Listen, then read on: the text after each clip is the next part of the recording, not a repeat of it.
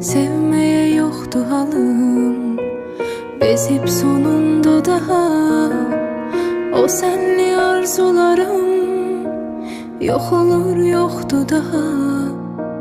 Verirəm son kararım seninle ayrılığa. Xəyanət alovunda o sevgi yandı gitti. Senin günahlarınla bizden utandı gitti. Unutarsan her şeyi, belki sevip yeniden sevişmemizin tadını alabilsen özgeden.